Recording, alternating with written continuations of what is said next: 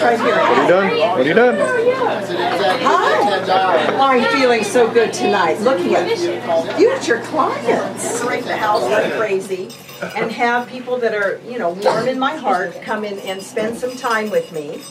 And when I get a larger home, I will have more and more and more. Oh, she will. She really will. I will. But thank you all for being here, and we're going to have some people share with us this evening.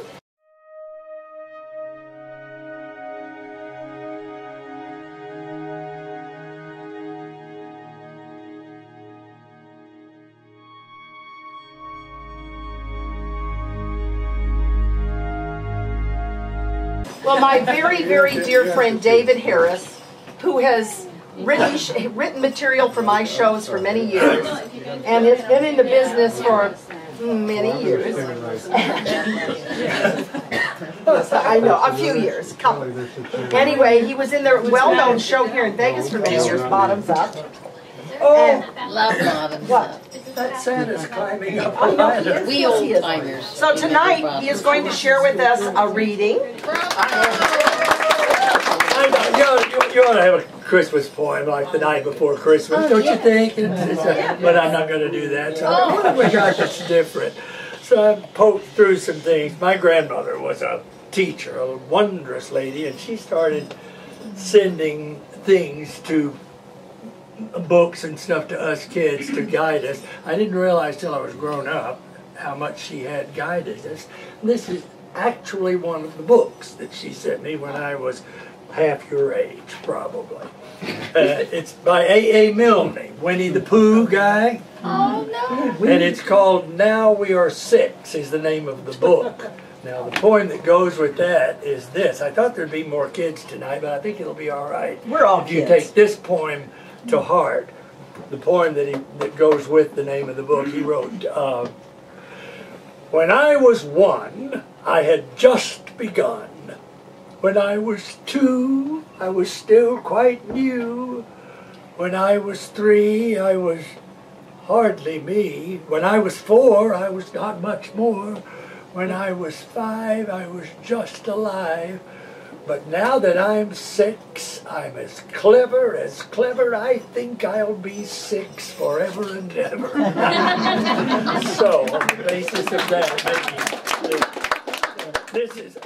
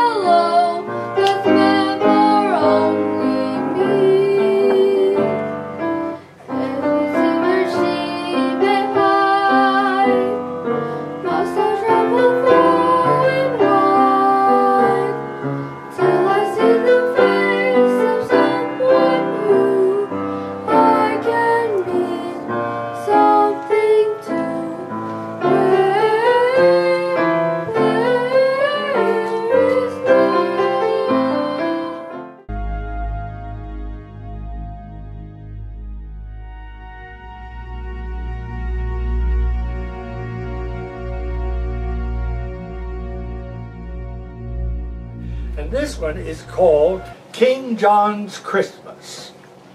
Has anybody heard it? No. Well, good. Let's see if you like it. Now, there are illustrations in it. I'll tell you, you can't show them to you, but he's sort of along the line of Ichabod Crane. He's very tall, very, very skinny, kind of a big nose, got knobby knees and knobby elbows. It must be you. Come to think of it. Yeah. You might just keep that. Give me a little thin mustache like that. All right. King John's Christmas. King John was not a good man. He had his little ways, and sometimes no one spoke to him for days and days and days.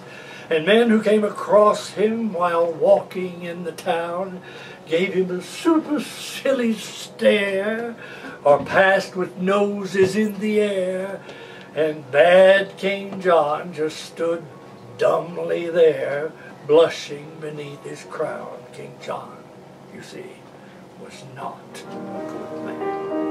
O holy night, the stars are brightly shining.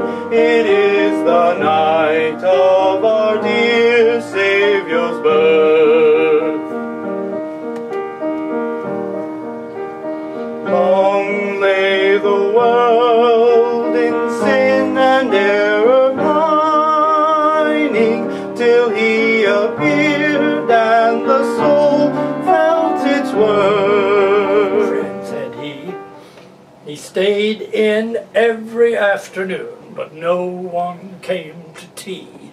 And round about December, the cards upon the shelf which wished him lots of Christmas cheer and fortune in the coming year were never from his near and dear, but only from himself.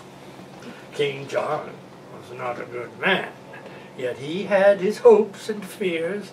They'd given him no present now for years and years and years, but every year at Christmas, while minstrels stood about collecting tributes from the young for all the songs and carols sung, he snuck away upstairs and hung a hopeful stocking out.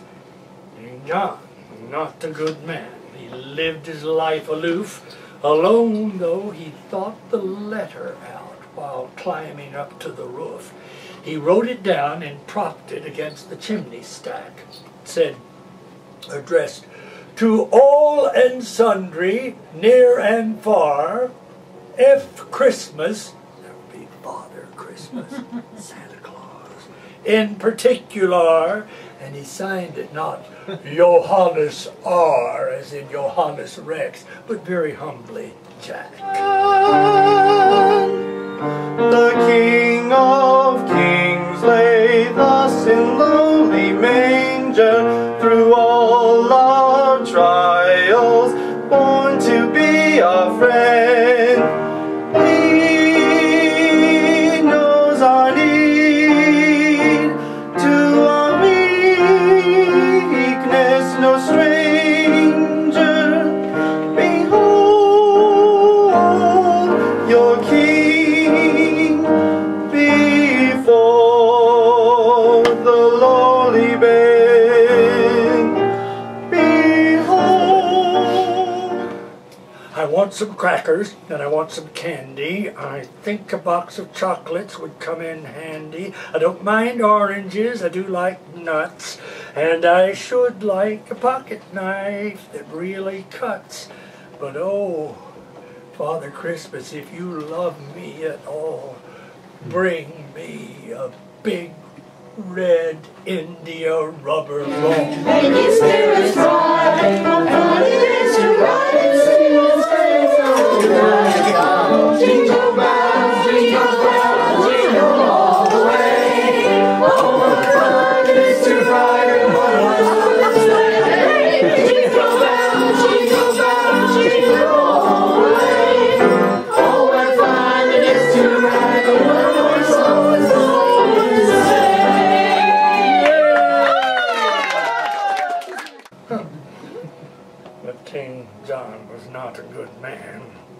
he wrote this message out, and he snuck down to his room again, descending on the spout, I guess the drain spout at the side of the house. And all that night he lay there, thinking his hopes and fears. I believe that's him coming now. Anxiety bedewed his brow. He'll bring one present anyhow, the first I've had in years. Oh, forget about the crackers and forget about the candy. I'm sure a box of chocolates would never come in handy. I don't like oranges. I don't much like nuts. I have got a pocket knife that almost cuts. But oh, Father Christmas, if you love me at all, please bring me a big red India rubber ball. Have yourself a Merry Christmas.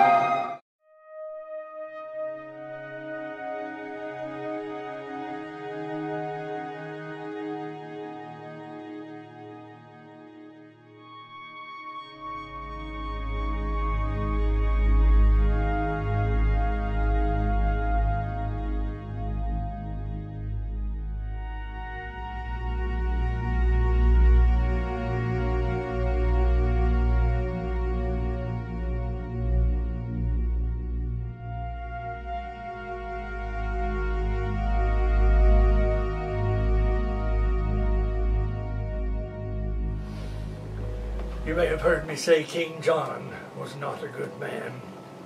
Next morning when the sun rose up to tell a waiting world that Christmas had begun, and people seized their stockings and opened them with glee, and crackers and toys and games appeared, and lips with sticky sweets were smeared, King John said grimly, as I feared, nothing again for me.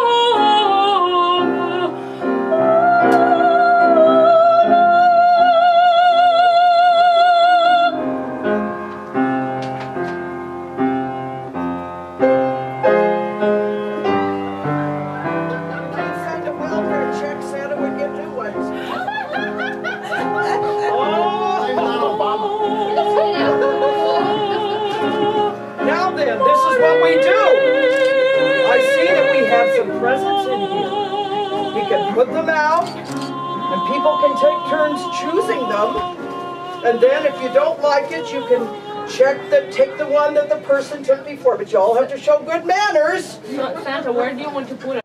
I did want crackers and I did want candy. I know a box of chocolates would have come in handy. I happen to love oranges. I wanted a lot of nuts, and I haven't got a pocket knife. Well, not one that cuts. But worst of all, oh, Father Christmas, I know now. If you don't love me at all, or you would have brought me a big red India rubber ball. King John stood by the window and frowned to see below. the happy bands of boys and girls all playing in the snow. A while he stood there watching and envying them all, when through the window, big and red, there hurtled right by his royal head and bounced and fell upon the bed an India rubber ball. So let us say, oh, Father Christmas, our blessings on you fall for bringing him a big red India rubber ball.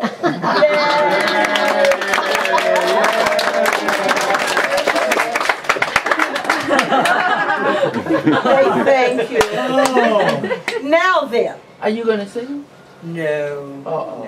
She practiced. That's a whole other contract. Madeline, whose Ave Maria is that? That's Mercurio. Oh, nobody we Mercurio.